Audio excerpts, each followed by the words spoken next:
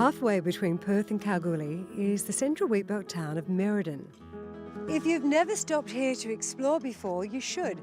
It's home to one of the top cultural experiences in Australia.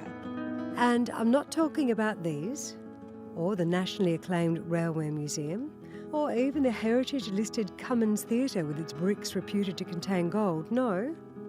You won't find this culture in bricks and mortar. It's from a time when the stories of this land were recorded in a very different way.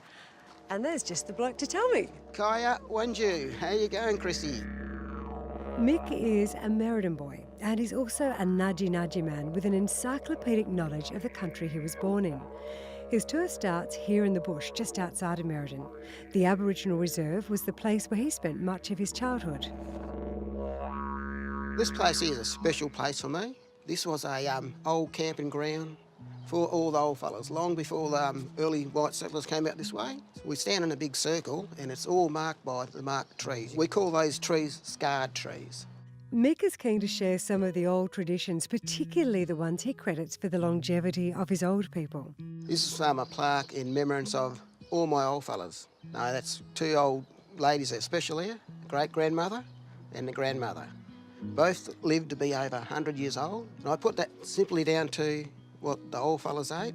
They ate off the land. What we see here today, pretty much what's crawled, they ate. Luckily for me, the overcast conditions mean not much is crawling today. What have you given me this bit of bread for? Here you go, right here, the quandong tree. This is where we make our jam from.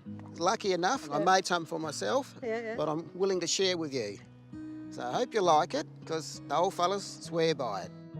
It's not just Indigenous stories Mick shares. This is the foundations of the old Army Hospital, built in the early 1940s. Reason why it was built here is because the Japanese, when they were flying their planes out this way, they only had fuel for one way. So if they ever reached here, they wouldn't have the fuel to get back home. And there's only one way then for them to go, and it was down. The tour is an interesting mix of white and blackfella history and the intersection of the two. Merredin wasn't originally called Merredin, it was called Merredin. It was named after the old fellas making their spears from, the merret tree. Oh. And merret in Noongar means the private part of the male.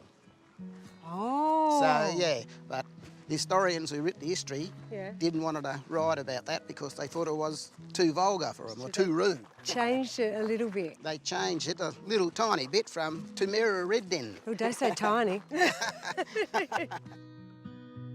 Oh yes, Mick will have you in stitches all the way up the hill, which today serves as a lookout, a role it's held for thousands of years.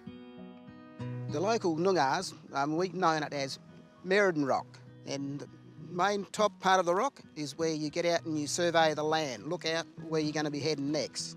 And it was, to us, the shopping mall.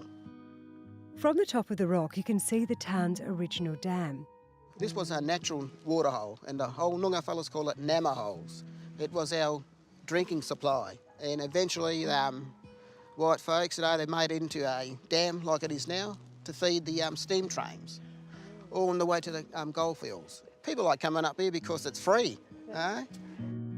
Mick's tours take around 2 hours. He's happy to share the stories anytime.